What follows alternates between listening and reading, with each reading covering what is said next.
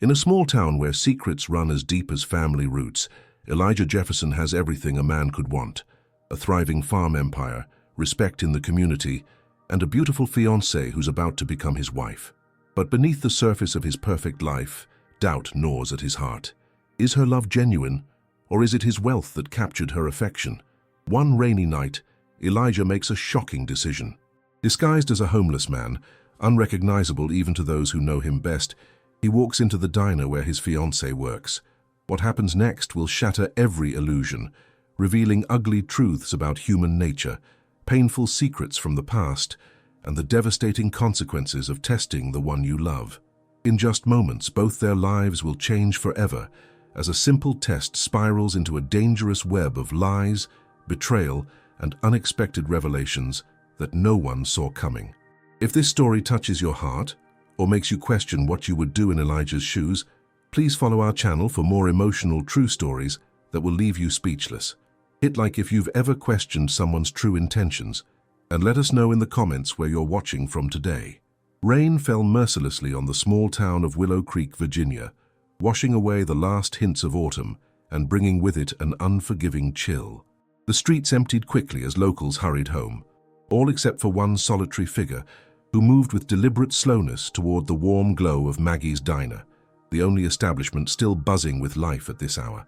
The man's shoulders hunched against the downpour, his dark skin barely visible beneath layers of grime and several days' worth of ungroomed beard.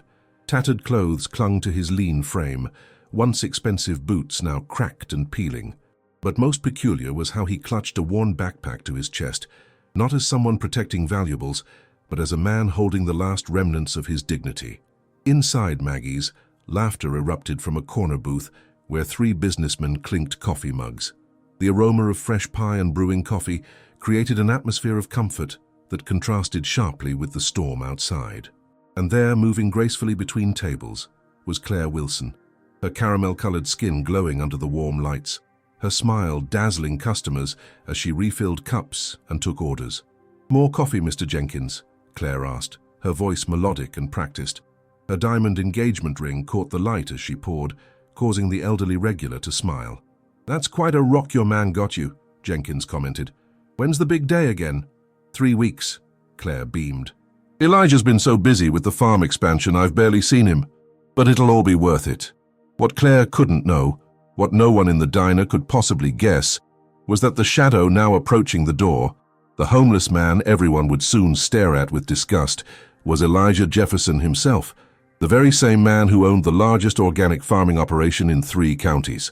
The same man whose proposal 6 months ago had made front-page news in the local paper, "Local farm empire heir finds love." Elijah paused at the entrance, rainwater pooling at his feet. Through the glass, he watched his fiancée laugh, touching the diamond on her finger, the real one, not the cubic zirconia replica nestled at the bottom of his backpack. His heart hammered against his ribs as doubt gnawed at him. Was her love as genuine as she claimed? Or was it his inheritance, his status, his wealth that had captured her heart? The seeds of suspicion had been planted 3 days ago when he'd overheard Claire on the phone with someone whispering, "Once we're married, everything changes. Just be patient." He'd pretended not to hear, but the words had burrowed deep, resurrecting painful memories of his mother, a woman who'd been shunned by this very community when the Jeffersons were just poor sharecroppers, before his father's agricultural innovations had transformed their fortunes. Now, disguised as society's invisible man, he would discover the truth. The bell above the door jingled as Elijah pushed it open. Conversation halted, eyes turned. Claire's smile froze mid-sentence as she registered the bedraggled figure dripping on the clean floor. "Can I help you?" It was Maggie herself who spoke first, her tone carrying the practiced neutrality of someone who'd dealt with unwanted visitors before. Elijah lowered his gaze, speaking in a voice roughened by hours in the rain, nothing like his usual confident baritone. Just looking for somewhere warm. Maybe some coffee. I got a little money." His fingers fumbled with a few crumpled dollar bills, deliberately taken from his pocket, in a way that made the backpack shift. Claire's expression tightened almost imperceptibly. To anyone else, she appeared merely professional, but Elijah knew every nuance of her face. He recognized disgust when he saw it. "Sir," Claire stepped forward, lowering her voice to avoid being heard by customers. We're about to close for inventory. Perhaps the shelter on Oakwood would be better? It's only a few blocks east. The lie stung worse than he'd anticipated. Maggie's didn't close for another 3 hours. Everyone knew that. Please, Elijah whispered, injecting desperation into his voice. Just 5 minutes to warm up. Something flickered across Claire's features, irritation, not compassion. She glanced toward the wealthy patrons in the corner, then back at the dripping man who threatened their comfortable evening. I'm sorry, but I'm going to have to ask you to wait outside, she said firmly. Health code regulations, I can bring you a cup to go. The businessmen at the corner tables snickered. One whispered something to another, and they both laughed harder. Elijah nodded subserviently and turned to leave, but as he moved, his grip on the backpack faltered. It tumbled to the floor, contents spilling across the clean tiles. A few articles of clothing, a tattered Bible, and there, rolling in a perfect circle before stopping at Claire's feet, a small, velvet box sprung open to reveal the fake engagement ring. The diner went silent. Claire stared at the ring, then at the homeless man, her expression morphing from shock to something worse, amusement. A small, incredulous laugh escaped her lips before she could catch herself. "Is that—" she began, then composed herself. But the damage was done. She'd laughed at a homeless man's most precious possession. One of the businessmen called out, "Looks like someone's got big dreams." Another added, "Maybe he's practicing for when he hits the lottery." Laughter rippled through the diner. Elijah's fingers trembled as he gathered his belongings, shame and rage burning behind his eyes. Not for himself. He would return to his warm home tonight, but for every truly homeless person who had ever stood where he stood now, being mocked for daring to dream of love. Claire, recovering her professional demeanor, knelt to help, avoiding touching the man directly. "Here," she said, handing him the velvet box. Then, in a voice meant to be kind, but laced with condescension, "I hope you find someone special someday." The irony was almost too much to bear. As Elijah took back the ring, the fake version of the one she wore proudly, their fingers brushed. For a split second, he thought he saw recognition flicker in her eyes, but it vanished as quickly as it had appeared. "Thank you, miss," he mumbled, backing toward the door. "Sorry to trouble y'all." Outside in the rain once more, Elijah stood motionless, letting the water wash over him. Through the glass, he watched as Claire returned to her customers, describing the encounter with animated gestures that made everyone laugh again. His fiancée, the woman who had promised to love him in sickness and in health for richer or poorer, was entertaining her audience at the expense of someone she believed had nothing. The test was complete, the results devastating. Tomorrow, Claire would expect to see Elijah Jefferson, the successful farmer with the perfect smile and tailored clothes. Instead, she would learn the truth about the man she had agreed to marry, and about herself. But tonight, as he turned away from the golden windows of Maggie's diner, Elijah realized with a hollow certainty that no revelation could undo the knowledge he now possessed. Some truths once seen can never be unseen. Claire's eyes followed the homeless man as he disappeared into the rainy darkness, a strange uneasiness settling in her stomach. Something about his gaze had pierced through her, almost familiar yet impossible to place. She shook the feeling away and turned back to the warmth of Maggie's diner, where curious customers watched her expectantly. "Well, that was something," drawled Jessica, the cook who'd been peering through the service window. "You handled it better than I would have." Claire forced a smile, adjusting her apron with manicured fingernails that had cost her half a day's tips. "Just doing my job. Can't have people like that scaring away the customers." The words tasted bitter on her tongue, but she maintained her composure, the way she always did. Survival demanded it. "A homeless guy with an engagement ring," snickered Brad Miller, one of the businessmen whose generous tips kept her afloat. "Now I've seen everything." The entire diner erupted in another wave of laughter, and Claire joined in, though her chest tightened with something that felt uncomfortably like shame. She glanced down at her own engagement ring, 3 carats of flawless diamond set in platinum, Elijah's declaration of love gleaming on her finger. She twisted it nervously, remembering how differently people had treated her since she'd started wearing it. How doors magically opened, credit was extended, smiles became more genuine. Maybe it was his grandmother's, suggested elderly Mrs. Patel from her usual corner booth, the only person not laughing. Not everything is a joke. The diner fell silent for a moment before conversation resumed, customers turning back to their meals. Claire busied herself wiping down already clean counters, avoiding Mrs. Patel's disapproving gaze. The old woman had known Claire's mother, knew more about Claire's past than anyone else in town. Outside, the rain intensified, drumming against the windows like accusing fingers. Somewhere out there, the homeless man was getting soaked, clutching his ridiculous dreams in a velvet box. The thought made Claire's stomach twist again. She'd never been cruel, at least she'd never thought of herself that way. "Hey," Jessica whispered, sliding up beside her. "Don't let Mrs. Patel get to you. That guy was definitely on something. Did you see how he stared at you? Creepy." Claire nodded absently, grateful when the door jingled, announcing new customers demanding her attention. For the next hour, she moved mechanically between tables, smile fixed in place, collecting orders and tips while her mind replayed the incident, the way the man's hands had trembled as he gathered his things, the brief moment their fingers had touched when she'd handed back the ring box. When her shift finally ended at 10 p.m., the storm had passed, leaving behind a glistening, empty street. Claire counted her tips in the back room. $127, not bad for a Tuesday, and slid the money into her purse beside a folded medical bill marked "Final Notice" in angry red letters. Another impossible sum she couldn't show Elijah. Another secret, threatening to drown her. "Need a ride home?" Jessica offered, keys jangling in her hand. "No thanks," Claire replied. "The walk helps me decompress." The truth was, she needed these solitary moments to practice being the woman Elijah thought she was. Confident, unburdened, worthy of his world.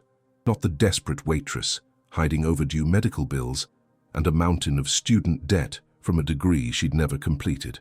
The night air felt clean after the rain as Claire made her way down Main Street. Most storefronts were dark now, windows reflecting her silhouette, a woman caught between two lives. She paused outside the pharmacy, checking her phone. No messages from Elijah.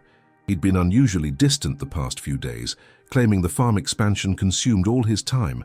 As she turned the corner toward her apartment, a movement in the alley made her freeze. A figure emerged from the shadows, the homeless man still clutching his backpack. "Jesus!"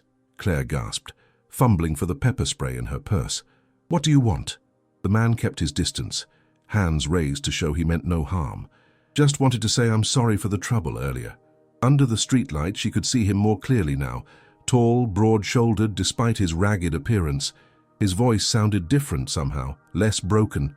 "It's fine," Claire said curtly, finger poised over the pepper spray button. "But you shouldn't follow women at night, it's threatening." "Not following," he replied softly. "Just happened to be here, heading to the church shelter." He hesitated, then added, "That's some ring you've got. Your fiancé must really love you." Claire's hand instinctively covered her engagement ring. "Yes, he does." "And you love him back? Or who he is?" The question hung in the air, strange and probing. "That's none of your business," Claire snapped, anxiety flaring into anger. Who was this person to question her feelings? "Look, I'm sorry about what happened at the diner, but you need to leave me alone." The man's eyes, dark and intense, studied her face for a long, uncomfortable moment. "Of course, my mistake." He stepped back into the shadows. "Congratulations on your engagement." Claire hurried away, heart pounding, glancing over her shoulder every few steps until she reached her apartment building. Only when she was safely inside, door double-locked behind her, did she allow herself to breathe. Her tiny studio apartment stood in stark contrast to Elijah's sprawling farmhouse. Here there were no pretenses, just past-due notices scattered across a second-hand coffee table, cheap furniture, and walls thin enough to hear her neighbors arguing through them. This was the reality she'd been born into and couldn't seem to escape. Claire sank onto her bed, kicked off her shoes, and stared at the engagement ring that promised a different future. In 3 weeks, she'd never have to worry about medical bills or rent again. She'd be Mrs. Elijah Jefferson, respectable farm wife, not the daughter of the town drunk who died owing money to half the county. As she prepared for bed, Claire couldn't shake the homeless man's penetrating gaze from her mind. There had been judgment there, as if he could see through her carefully constructed facade, as if he knew she was drowning beneath the weight of her secrets. Just 3 more weeks, she whispered to herself, a mantra of survival. Just 3 more weeks, and everything changes. Elijah drove through the winding back roads of Willow Creek, rainwater still dripping from his clothes, onto the leather seats of his Range Rover. He'd changed out of his disguise in the truck stop bathroom a mile outside of town, scrubbing the theatrical makeup from his face and stuffing the tattered clothes into a garbage bag, but no amount of soap could wash away what he'd witnessed at Maggie's diner. The headlights cut through the darkness as his vehicle climbed the hillside toward Jefferson Farms. The property had been in his family for 3 generations, though most locals conveniently forgot that his grandfather had started as a sharecropper, working land he didn't own for pennies on the dollar. It wasn't until Elijah's father developed a drought-resistant strain of corn in the 1980s that the Jeffersons became landowners themselves. Even then, acceptance came slowly in a town where old prejudices died harder than ancient oak trees. As the sprawling farmhouse came into view, lights glowing from within, Elijah felt hollow. He'd left this morning as a man excited to marry the woman he loved. He returned with his illusions shattered, his future uncertain. He parked beside his sister's Jeep and sat motionless, rain pattering on the roof, replaying Claire's laughter in his mind. "She laughed, Mama," he whispered to the emptiness. "She laughed at me." His mother, Josephine Jefferson, had died 5 years ago, but Elijah still spoke to her sometimes, especially when the weight of being the only black farm owner in 3 counties pressed down on him. She had been the one who taught him to hold his head high, to walk into rooms where he wasn't wanted with dignity. She had also warned him about women who might love his wallet more than his heart. The front door opened, spilling warm light onto the porch. His sister Marianne stood silhouetted against the glow, arms crossed against the chill. "You coming in? Or you gonna sit out there all night talking to yourself?" she called. Elijah grabbed the garbage bag and trudged toward the house, shoulders sagging under an invisible burden. Inside, the farmhouse was everything Claire's apartment wasn't. Spacious, warm, filled with family heirlooms and photographs documenting the Jeffersons' journey from poverty to prosperity. Marianne took one look at his face and wordlessly poured him a glass of their father's bourbon. At 41, 3 years his junior, she had the same deep-set eyes and determined jawline. Unlike Elijah, who'd embraced the farming life, Marianne had escaped to Chicago, returning only after a divorce left her seeking the comfort of familiar ground. "You did it, didn't you?" she asked, settling into the worn leather armchair across from him. "The homeless disguise, I told you it was cruel." Elijah swirled the amber liquid in his glass. "I had to know." "And?" His throat tightened. She laughed, Mari. She and those customers, they laughed at a homeless man's engagement ring. "You should have seen her face, like I was something she'd scraped off her shoe." Marianne's expression softened. "I'm sorry, Eli." "I'm not," he said, his voice hardening. "Better to know now than after we're married. I won't end up like Daddy, wondering every day if his wife stayed because she loved him or because she had nowhere else to go." Their father's second wife had left him for a real estate developer from St. Louis the moment Elijah and Marianne were old enough to fend for themselves. The betrayal had aged him overnight. "You didn't see her whole day," Marianne countered. "Maybe she was tired. Maybe she was just going along with those jerks to avoid trouble." "You didn't see her eyes," Elijah murmured. "There was no kindness there. No humanity." Marianne hesitated, then reached into the drawer of the side table. Speaking of seeing things clearly, this came about 3 weeks ago. She handed him a plain white envelope with no return address. Inside was a single sheet of paper with a typed message. "The woman you're planning to marry is not who you think she is. She has secrets. Ask her about Atlantic City and the name she used there. Ask her about the money." Elijah stared at the letter, the words swimming before his eyes. "Who sent this?" "No idea. I almost threw it away. Thought it was just someone trying to stir up trouble. Maybe someone jealous that you're marrying outside your race." Marianne's eyes were troubled. "But after what you saw tonight, maybe there's something to it." Elijah crumpled the letter in his fist. "Doesn't matter now. I saw what I needed to see." "What will you do?" The bourbon burned Elijah's throat as he drained the glass. "Tomorrow I'm going back to town, not as a homeless man, as myself.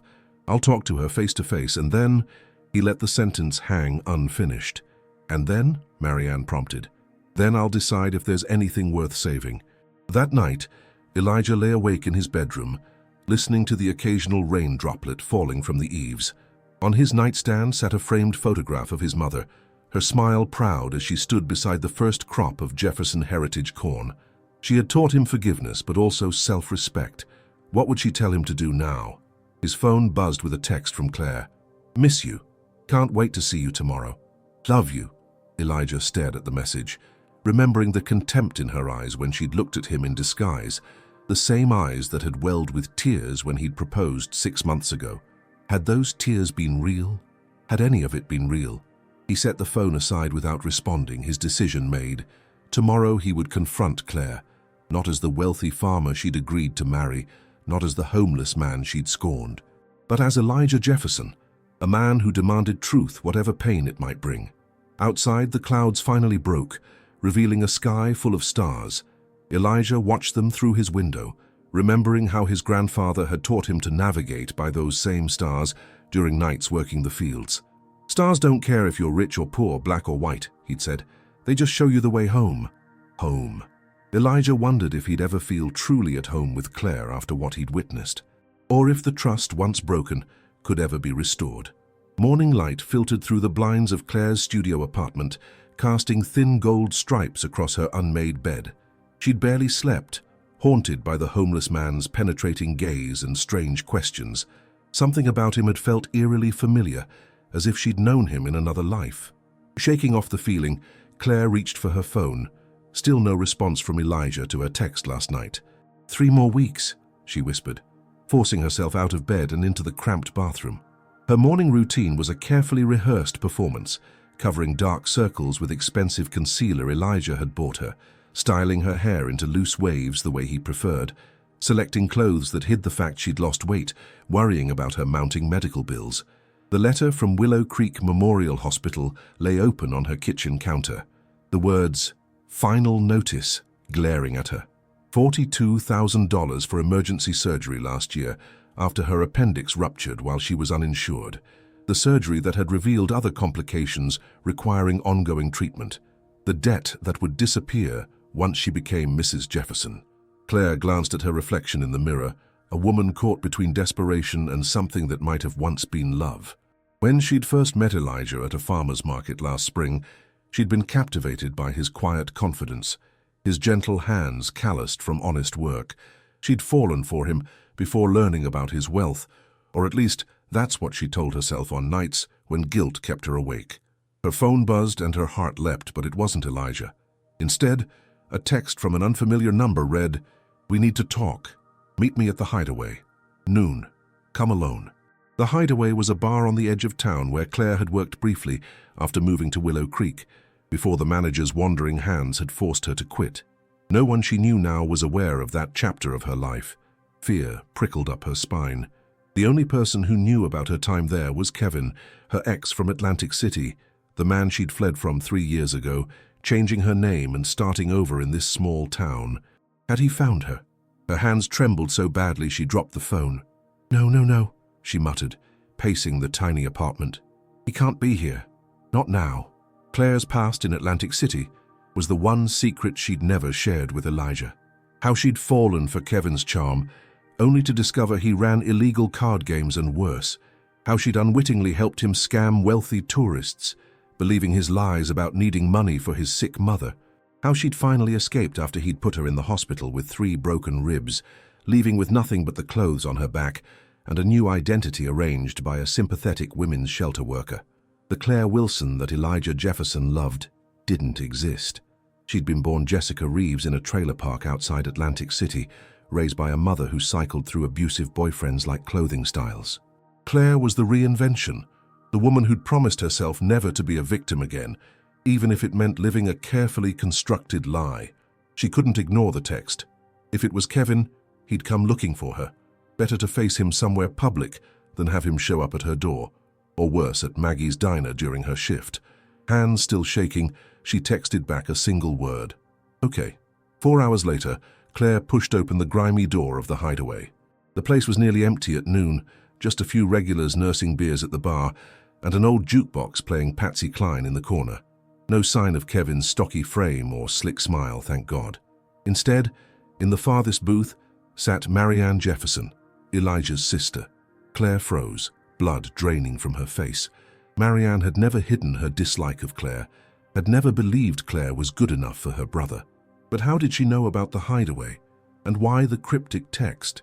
"Sit down, Claire," Marianne said, her voice neutral as she gestured to the opposite side of the booth. "Or should I call you Jessica? The name hit Claire like a physical blow. She sank into the booth, legs suddenly too weak to support her. How did you... No. Marianne slid a manila envelope across the table. I hired someone to check you out after Elijah proposed. My brother might be blinded by love, but I'm not about to let him marry a stranger. Claire's fingers trembled as she opened the envelope. Inside were copies of her original birth certificate, mugshots from a disorderly conduct arrest 8 years ago, hospital records from her accident in Atlantic City, newspaper clippings about Kevin's eventual arrest for fraud and assault. Does Elijah know? Claire whispered, her carefully constructed world crumbling around her. Not yet, Marianne replied, studying Claire's face. I wanted to talk to you first, give you a chance to come clean with him yourself. You don't understand, Claire said, tears welling in her eyes. I was different then. I was stupid and desperate and I loved Kevin once until I realized what he was, what he made me become. And what about now? Marianne leaned forward. Do you love my brother or just his bank account? Because I've seen plenty of women like you before, looking for a meal ticket out of a tough situation. Claire's spine stiffened. You have no idea what my situation is. Actually, I do. Marianne pulled another paper from her purse, a copy of Claire's hospital bill. $42,000 is a lot of debt. Must be tempting to marry it away. Shame and rage surged through Claire in equal measure. I didn't plan this. I didn't scheme to trap your brother. I genuinely care for him. Care for him or love him, Marianne pressed, because there's a difference, and Elijah deserves someone who loves him for who he is, not what he can provide. Claire stared at the evidence of her past life spread across the sticky table. What do you want from me? The truth, all of it, before you walk down that aisle. Marianne's eyes softened slightly. And I want you to think about something. Yesterday, Elijah... The bar door swung open, cutting off whatever Marianne had been about to say. Both women turned to see Elijah himself standing in the doorway, his tall frame silhouetted against the midday sun, his eyes locked with Claire's. And in that moment she knew, somehow he knew everything. Elijah, she breathed, half rising from the booth. I can explain. Can you? His voice was dangerously quiet as he approached the table. Can you explain why my fiancé is meeting my sister in secret? Or why there are pictures of someone who looks just like you, but with a different name spread out for anyone to see? He glanced at Marianne, betrayal evident in his expression. And you. We talked about this last night. You agreed to let me handle it my way. I'm sorry, Eli, Marianne said, gathering the documents quickly. But after what you told me, I couldn't just sit back and... Wait, Claire interrupted, looking between the siblings in confusion. What did he tell you last night? Elijah, I haven't seen you in days. A heavy silence fell over the booth. Elijah's jaw tightened, his eyes never leaving Claire's face. You saw me last night, Claire. At Maggie's. And again, outside your apartment. Understanding dawned slowly, horror replacing confusion. The homeless man, she whispered. That was... you? Claire's admission hung in the stale air of the hideaway, the jukebox now silent as if even it held its breath. Elijah stood motionless, his normally warm eyes hardened to obsidian. The truth was finally unraveling between them like a poorly sewn garment, thread by painful thread. It was a test, he said finally, his voice unnervingly calm. I wanted to see how you'd treat someone with nothing to offer you. Someone who couldn't help pay your hospital bills or give you the life you clearly want. The color drained from Claire's face. You were spying on me, testing me like I'm some kind of con artist, Marianne interjected. Because that's exactly what your record shows, Jessica. Stop calling me that. Claire's hands trembled as she shoved the documents away. That person doesn't exist anymore. I left her behind in Atlantic City. Elijah slid into the booth beside his sister, his movements deliberate, controlled, though a muscle twitched in his jaw. Did you? Because from where I'm sitting, it looks like you just changed your target. Instead of helping your ex-scam tourists, you set your sights on me. The local black farmer who struck it rich must have seemed like the perfect mark. The accusation stung worse than any physical blow. That's not fair, Claire whispered, tears welling. What happened at the diner? I was wrong. I was tired and stressed and you laughed, Elijah cut her off. You laughed at someone you thought had nothing. You mocked a homeless man's dreams of love right along with those rich customers. Then you lied to my face every day for months about who you really are. A waitress approached their table, sensing the tension but professionally pretending not to. Can I get you all something to drink? 3 coffees, Marianne answered without looking up. And privacy. Once the waitress retreated, Claire leaned forward, desperation etching lines around her mouth. Yes, I changed my name. Yes, I have debt. But I never lied about loving you, Elijah. Like you never lied about Atlantic City, he countered. Or your ex, Kevin. Or the fact that you worked in this very bar before Maggie's. Each revelation was another nail in the coffin of their relationship. Claire slumped back, defeated. How long have you known? Not long enough, Elijah replied. Marianne received an anonymous letter warning me about you 3 weeks ago. I ignored it because I trusted you. His laugh was bitter. What a fool I've been. The waitress returned with 3 mugs of coffee that none of them touched. Through the grimy windows, clouds gathered, promising another storm. Claire stared into the black liquid, as if it might offer escape from this nightmare. Who I was before, she began, her voice barely audible. That girl made terrible choices. She trusted the wrong man, believed his lies because she was desperate to escape her mother's trailer. When I finally got away from Kevin, I promised myself I'd never be that vulnerable again. So you decided to become the predator instead of the prey, Marianne observed coldly. Claire's head snapped up. No, I came to Willow Creek to start over. I wasn't looking for a rich husband. I was just trying to survive. She turned to Elijah, pleading. When we met at the farmer's market, I had no idea who you were. I fell in love with your kindness, your quiet strength. By the time I learned about your wealth, I was already in too deep. Too deep in debt, you mean, Elijah said. That came later. The emergency surgery happened after we were already dating. Elijah's expression faltered slightly, the first crack in his armor of anger. And you didn't tell me because... Claire looked down, shame coloring her cheeks. Because people like me don't get second chances in towns like this. Because once you know someone's been in a women's shelter, been involved with a criminal, changed their name to escape a violent past, you look at them differently, like you're looking at me now. The truth of her words registered in Elijah's eyes and something shifted. Not forgiveness, not yet, but understanding. He'd grown up black in a predominantly white rural community. He knew what it meant to be judged on something other than character. You should have trusted me with the truth, he said, his tone softer.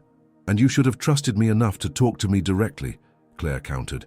Not disguise yourself and set traps. An uncomfortable silence descended. Marianne, sensing the changing dynamics, gathered the documents back into the envelope. I should give you two some privacy. Neither Claire nor Elijah acknowledged her departure. They sat across from each other, the distance between them far greater than the scratched wooden table. I do love you, Claire said finally. That was never a lie. Maybe, Elijah sighed, suddenly looking exhausted. But love built on half-truths is like a house built on sand. First storm that comes along, it washes away. Then help me rebuild it on honest ground, she pleaded, reaching across the table. Elijah didn't take her hand. I need time, he said, standing up, and space. The wedding is postponed. Indefinitely. Claire felt the world tilting beneath her. Elijah, please. I'm not saying it's over, he clarified, but I don't know what's real anymore. Not about us, not about you. He placed a few bills on the table to cover the untouched coffee. One more thing. That letter Marianne received, it mentioned money. Something about the money. What did it mean? Claire's blood turned to ice. There was one secret she hadn't yet confessed, one betrayal too devastating to acknowledge. Her hesitation spoke volumes. I see, Elijah said quietly, still keeping secrets. He turned to leave, pausing at the door to look back at the woman he'd planned to make his wife. In the dim light of the bar, she seemed smaller somehow, her designer clothes and careful makeup incongruous with their surroundings. A costume as false as the identity she'd created. When you're ready to tell me everything, Claire, or Jessica, or whoever you really are, you know where to find me. The bell above the door jangled as he stepped out into the gathering storm, leaving Claire alone with the ghosts of her past and the ruins of her future. Through the window, she watched him climb into his Range Rover, his movements heavy with disappointment. As rain began to fall, Claire made a decision. She couldn't lose him, not when he was the only good thing that had happened to her in years.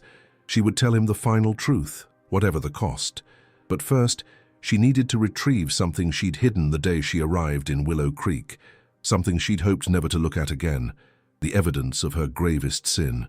Rain poured relentlessly over Willow Creek, transforming the quaint streets into flowing rivers of regret. Claire stood before the old oak tree at the edge of Town Park, her clothes soaked through, mascara running down her cheeks in black rivulets. Few locals ventured out in such weather, giving her the privacy she needed for what came next. 3 years ago, on her first night in town, Claire, still shaking from her escape from Atlantic City, had buried something here. Something she'd promised herself never to touch again. She fell to her knees in the mud, not caring about the designer jeans Elijah had bought her, and began to dig with her bare hands beneath the massive tree roots. 8 inches down, her fingers scraped against plastic, a waterproof document bag, sealed tight against the elements. Claire pulled it free, wiping mud from its surface with trembling hands. Inside was a faded blue notebook and a small USB drive, the last remnants of Jessica Reeves. "I'm sorry, Kevin," she whispered to the rain, "but I can't keep your secrets anymore." Back in her apartment, Claire showered away the mud and changed into simple clothes. No designer labels, no carefully selected outfits meant to impress. For the first time in 3 years, she looked in the mirror and allowed herself to see Jessica staring back at her. The frightened girl from the trailer park, the survivor. She opened the notebook with reverence, as if handling a bomb that might detonate at any moment. The pages contained meticulous records, names, dates, account numbers, evidence of every scam Kevin had pulled, every wealthy mark they'd targeted together.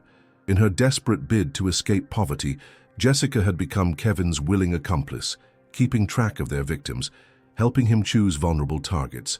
But the USB drive contained something far worse. Videos Kevin had secretly recorded of their marks in compromising positions, blackmail material he'd used to extort even more money. Videos Jessica had discovered only after one of their victims, a prominent businessman with a family, had taken his own life rather than face exposure. That discovery had been her breaking point. That night, she'd gathered the evidence and fled, eventually finding her way to Willow Creek with a new identity provided by a women's shelter. She'd buried the evidence rather than turning it over to authorities, too afraid of being implicated herself, too ashamed to face the consequences of her actions. "The money," Claire murmured, remembering Elijah's question at the bar. The anonymous letter had mentioned money she'd taken from Kevin's safe before fleeing. Not much by a wealthy person's standards, just $30,000, but it had been her survival fund. What remained of it was now buried in her apartment wall behind a loose bathroom tile. A sudden knock at her door made Claire jump, the notebook falling to the floor. She hastily gathered it up, shoving it and the USB drive under a couch cushion before approaching the door. "Who is it?" she called, heart hammering against her ribs. "It's me," Elijah's deep voice replied. "We need to talk." Claire froze, unprepared for this confrontation. She'd planned to gather all her evidence, organize her thoughts, find the right words to explain the inexplicable. But time had run out. She opened the door to find Elijah standing there, still damp from the rain, his expression unreadable.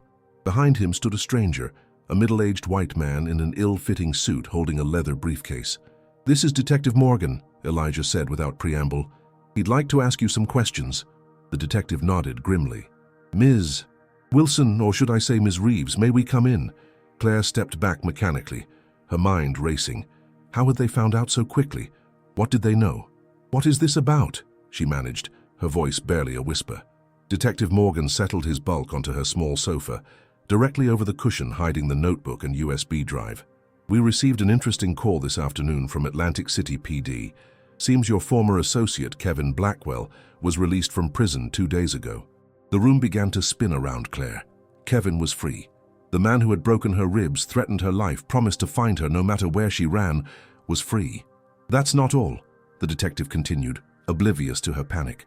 "Mr. Blackwell's first stop after release was a bus to Missouri, specifically to Willow Creek. He found me," Claire breathed, terror clawing at her throat. "How did he find me?" Elijah's expression softened for the first time. "He didn't, at least not yet. The detective is here because the anonymous letter Marianne received, it came from Kevin, from prison. He's been planning this for months," Detective Morgan added. "Sending letters to your fiancée's sister, laying groundwork to isolate you. Classic predator behavior." Claire sank into the chair opposite them, her legs unable to support her any longer. "I don't understand. If Kevin sent the letter, how did you connect it to me? My name change was supposed to be protected. The detective and Elijah exchanged a glance. "We didn't connect it to you," Elijah said quietly. "Not until yesterday, when I saw your reaction to the homeless man, to me, at the diner. Something about it felt wrong, rehearsed almost, like you were playing a part. So I started digging," the detective continued. "Found records of a Jessica Reeves who disappeared around the same time Claire Wilson appeared in Willow Creek. Same height, same distinguishing scar on your left wrist from a childhood accident." Claire instinctively covered her wrist. "What happens now?" "Now," Detective Morgan said, "you tell us everything about Kevin Blackwell and why he's coming for you. Because whatever's in your past, we need to protect you from what might be in your immediate future." The irony wasn't lost on Claire. Hours ago, she'd been preparing to confess her darkest secrets to save her relationship. Now she had to confess to save her life. "There's something you need to see," she said, reaching beneath the cushion where Detective Morgan sat. The man shifted uncomfortably as she withdrew the notebook and USB drive. "Everything Kevin and I did, it's all in here. Every victim, every scam, Her voice broke. "Every person we hurt." Elijah's eyes widened in disbelief. "You kept records."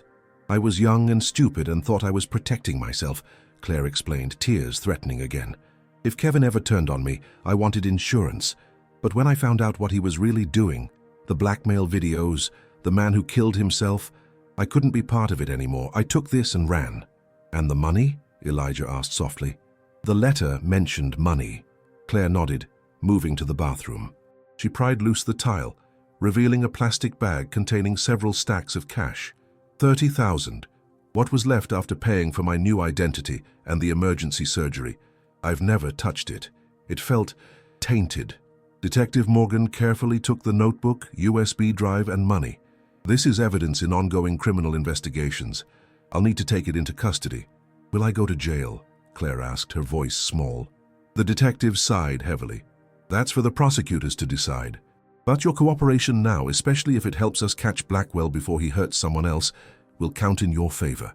After Morgan left with her past literally in his hands, Claire and Elijah remained in awkward silence. Rain continued to pound against the windows, matching the torrent of emotions flooding through her. "I never meant to hurt you," she finally said. "I just wanted to leave Jessica behind and become someone worthy of love." Elijah's face was a battlefield of conflicting emotions: anger, betrayal, concern. "The woman I fell in love with doesn't exist." "She does," Claire insisted, stepping closer to him. "Everything between us was real. My past shaped me, but it isn't who I am now." He shook his head slowly. "I don't know if I can believe that. Not yet." As he turned to leave, Claire called after him. "What about Kevin?" "If he's coming here, the police will handle it," Elijah said. "And Claire, regardless of what happens between us, I won't let him hurt you again." "That's a promise." The door closed behind him with quiet finality, leaving Claire alone with empty walls where her secrets had hidden and the terrifying knowledge that her past was racing toward her present at the speed of a prison bus bound for Willow Creek. The news spread through Willow Creek like wildfire by the following morning. In a town where gossip was currency, Claire's true identity became the hottest commodity overnight. As she walked into Maggie's diner for her shift, the usual morning chatter died instantly. All eyes turned to her, some curious, others accusatory, a few even frightened. "Claire!" Maggie herself emerged from the kitchen, wiping her hands on her apron. Her normally cheerful face was drawn with concern. "Can I see you in the office, please?" The walk across the diner floor felt like crossing a minefield. Claire could hear the whispers following her: con artist, criminal, identity thief. Someone had even tacked a newspaper clipping about Kevin Blackwell's release to the community bulletin board. Beside it was an old mugshot of Jessica Reeves, her hollow eyes staring back at Claire like a ghost. Inside the cramped office, Maggie closed the door and sighed heavily. "I'm sorry, Claire, or whatever your name is. I can't have you working here anymore." Though she'd expected it, the words still stung. "Maggie, please, I need this job. And I need customers," Maggie countered. "Half the town is saying they won't come in if you're serving them." "They're scared, Claire. Hell, I'm scared.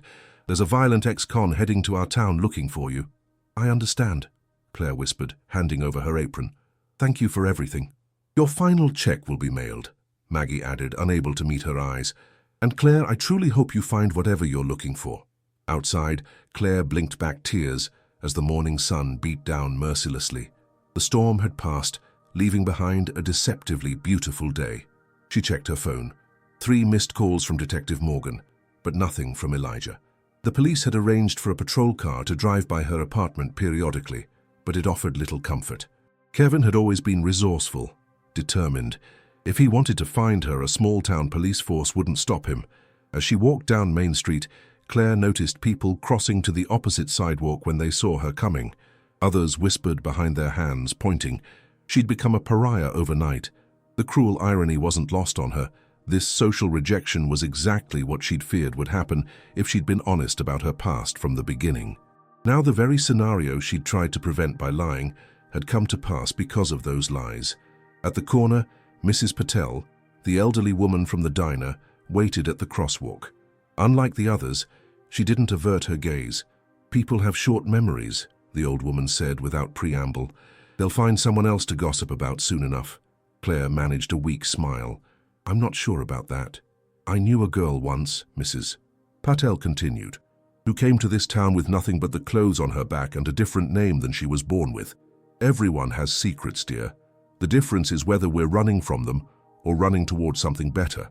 Before Claire could respond, the light changed, and Mrs. Patel shuffled across the street, leaving Claire to ponder her words. Was she still running from her past, or had she genuinely been trying to build something better with Elijah? Back at her apartment, Claire found a manila envelope slipped under her door. Her heart raced. Kevin had always left threatening notes in similar envelopes, but inside was only a short handwritten letter from Elijah. "Claire," it began, "I've been thinking about trust and forgiveness. Both are difficult for me right now, but I'm trying to understand. Meet me at the farm at sunset if you want to talk. E." Hope bloomed in her chest for the first time since her world had imploded. Claire clutched the letter to her heart, allowing herself to believe just for a moment that perhaps not everything was lost. Her phone rang, jolting her from her thoughts. Detective Morgan's name flashed on the screen. "Ms. Reeves," he said when she answered, his voice tense. "We've confirmed Blackwell arrived in town early this morning." He checked into the motel on Highway 16. "Officers are monitoring him, but legally we can't detain him without cause." Claire's mouth went dry. "What should I do?" "Stay put. Keep your doors locked. We'll have a patrol car stationed outside your building tonight." After hanging up, Claire paced her small apartment like a caged animal. Kevin was here, in Willow Creek, breathing the same air, walking the same streets. The familiar terror crept up her spine, threatening to paralyze her. But something had changed within her. She was tired of running, tired of hiding, tired of letting fear dictate her life. The sun was beginning its descent toward the horizon when Claire made her decision. She wouldn't cower in her apartment while police watched from afar. She wouldn't let Kevin steal her chance at happiness with Elijah. It was time to face both men, the one who had broken her body and the one whose heart she had broken. Claire changed into simple jeans and a cotton blouse, clothes that represented who she truly was, not the carefully curated image she'd constructed to impress Elijah and the town. She grabbed her keys and headed for the door, pausing only to scribble a note for the police officers who would find her gone. "Meeting Elijah Jefferson at his farm. If I'm not back by morning, you'll know where to look." As she walked to her car, Claire felt oddly calm. For the first time in years, she wasn't pretending to be someone else. No more secrets, no more lies. Whatever happened next, with Kevin, with Elijah, with the law, she would face it as herself. The road to Jefferson Farms wound through rolling hills turned golden by the setting sun.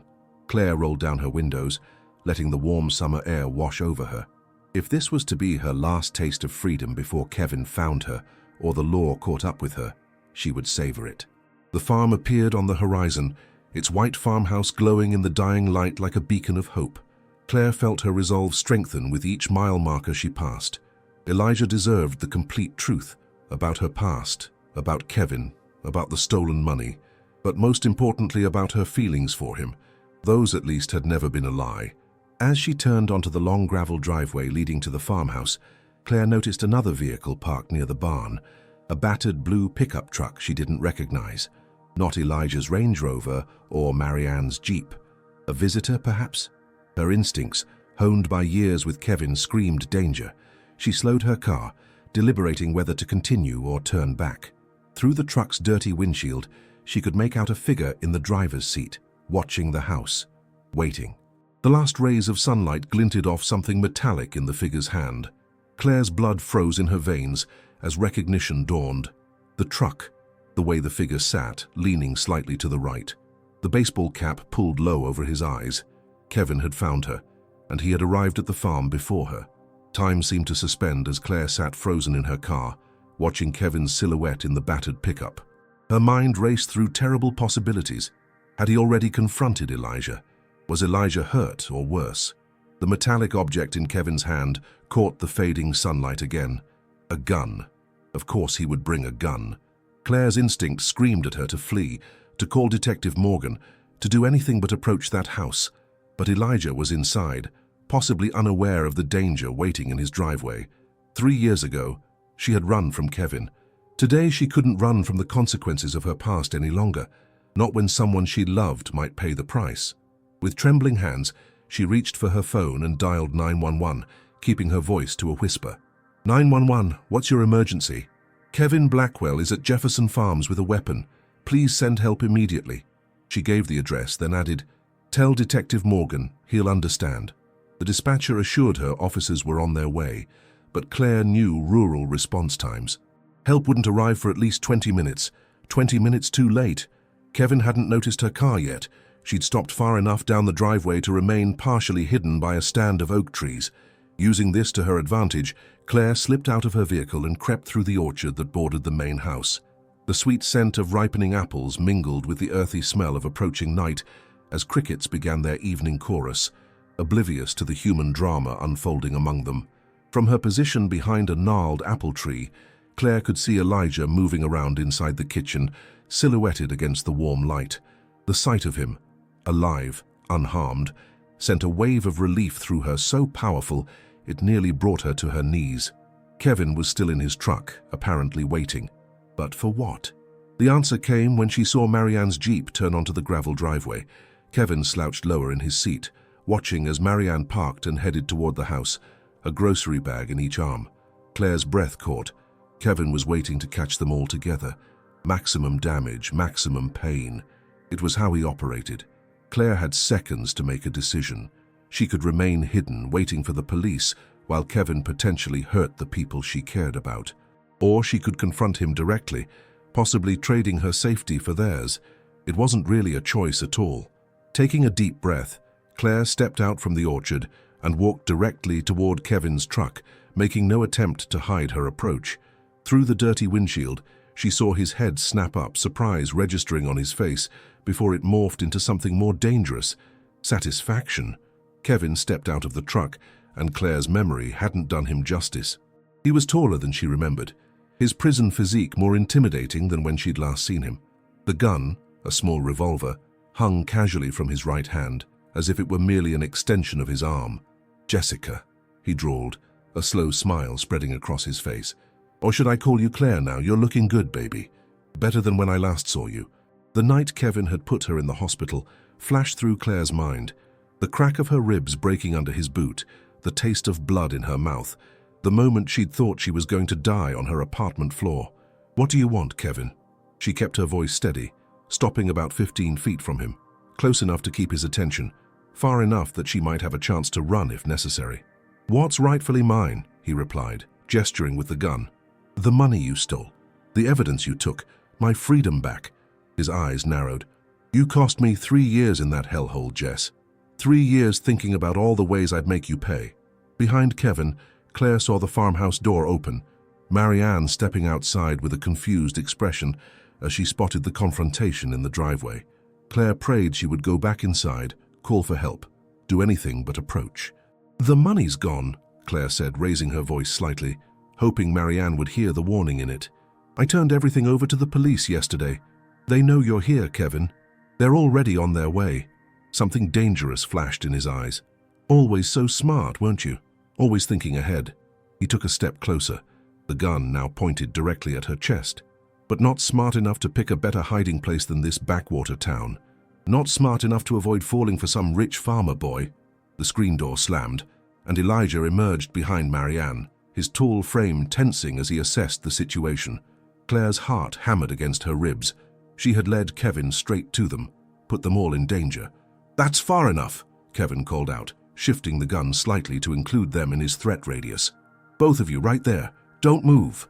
"Kevin," Claire said desperately, trying to recapture his attention. "This is between you and me. They have nothing to do with this." "Oh, but they do," he sneered. "See, I did my homework in prison. Found out all about your new life, your rich black boyfriend, his nosy sister. Figured the best way to hurt you would be to take away your perfect little fairy tale." His laugh was hollow. "What kind of respectable farmer wants a con artist for a wife anyway? Especially now that the whole town knows who you really are. Put the gun down, son." Elijah's deep voice carried across the yard, steady and unafraid. "Nobody needs to get hurt here." Kevin's attention shifted, giving Claire a moment she couldn't waste. She lunged forward, grabbing for his wrist, trying to direct the gun away from Elijah and Marianne. Kevin reacted with practiced violence, backhanding her with his free hand. The blow sent Claire sprawling onto the gravel, pain exploding across her face. "Still got some fight in you," Kevin observed, standing over her now. "I always liked that about you, Jess, right up until it became a problem." Through the ringing in her ears, Claire heard the distant wail of police sirens. Kevin heard it too, his expression hardening. "Looks like we're on a clock," he said, reaching down to grab her arm roughly, pulling her to her feet. "Change of plans, you're coming with me." "Let her go." Elijah had moved closer, his hands open at his sides, showing he was unarmed. His eyes met Claire's briefly. No anger there now, only concern, determination. "Back off, farm boy," Kevin warned, pressing the gun to Claire's temple. "Unless you want to see what her brains look like on your pretty gravel driveway." The cold metal against her skin sent ice through Claire's veins, but also, strangely, clarity. She had spent 3 years running from this man, changing her identity, lying to protect herself. In doing so, she had become a shadow of herself, a construction of fears and falsehoods. But here now, with death pressed against her skull, she found something she thought she'd lost forever, her own voice. "I'm not afraid of you anymore, Kevin," she said, loud enough for everyone to hear. "Kill me if you want, I've already won." Kevin's grip on her arm tightened painfully. "The hell are you talking about? You spent 3 years in prison obsessing over me," Claire continued, feeling strength flow into her words. "Planning revenge. And what was I doing? Building a life, finding love, moving on." She met Elijah's gaze again, hoping he could read the truth in her eyes. "Even if it all falls apart now, I had something real, something you'll never understand." The sirens grew louder, police lights visible now on the distant road. Kevin's breathing quickened, panic replacing confidence. "Shut up," he hissed in her ear. "You're nothing. You've always been nothing. Just trailer park trash who got lucky." "Maybe," Claire acknowledged, "but I'm not the one holding a gun to an unarmed woman while the police close in. That's not power, Kevin, that's weakness." With a roar of frustration, Kevin shoved her forward, sending her stumbling toward Elijah, who caught her before she fell. In that moment of distraction, Marianne appeared from behind the truck, swinging a shovel with all her strength. The metal blade connected with Kevin's arm, sending the gun flying into the gathering darkness. Kevin howled in pain, clutching his arm as he lunged for Marianne, but Elijah was faster, stepping between them and delivering a solid punch that dropped Kevin to his knees. Before he could recover, the first police cruiser skidded into the driveway, lights flashing, officers emerging with weapons drawn. "Down on the ground! Now!" Detective Morgan bellowed, his service weapon trained on Kevin's chest. As officers handcuffed a cursing Kevin, Claire stood trembling in the chaos, barely believing she was alive. Elijah's arm encircled her shoulders, steadying her. "I thought I'd lost you," he whispered against her hair. Claire looked up at him, her face bruised, her heart raw with truth. "You never had me, not completely, not until now." In the pulsing blue and red lights of police vehicles, surrounded by the shattered remains of her careful lies, Claire Wilson, Jessica Reeves, whoever she was now, found herself truly seen for the first time. Trust and honesty form the bedrock of every relationship, yet how many of us truly reveal our complete, unfiltered selves to those we claim to love? Elijah's test might seem cruel, but aren't we all constantly testing each other in subtle ways, searching for confirmation that we're valued for who we are rather than what we possess? In your own relationships, ask yourself, would you recognize love if it came disguised in rags rather than riches? And would you have the courage to face your partner with your most shameful truths, as Claire eventually did? Sometimes life forces us to confront the masks we wear, the comfortable lies we tell ourselves and others. Claire created a new identity to escape her past, while Elijah disguised himself to find an uncomfortable truth. Yet in the end, it was only when both characters stood exposed, stripped of pretense and protection, that they found the possibility of genuine connection. Perhaps that's the most profound lesson of this story. Real love can only begin when the disguises come off, when we're brave enough to be seen for who we truly are, scars and all. If this story touched your heart or made you reflect on your own relationships, please subscribe to our channel for more powerful stories that explore the complex depths of human connection. Like and share this video if you believe in second chances and the healing power of truth. And tell us in the comments, would you have forgiven either Elijah for his deceptive test or Claire for her hidden past? Sometimes the most important conversations start with a simple story shared,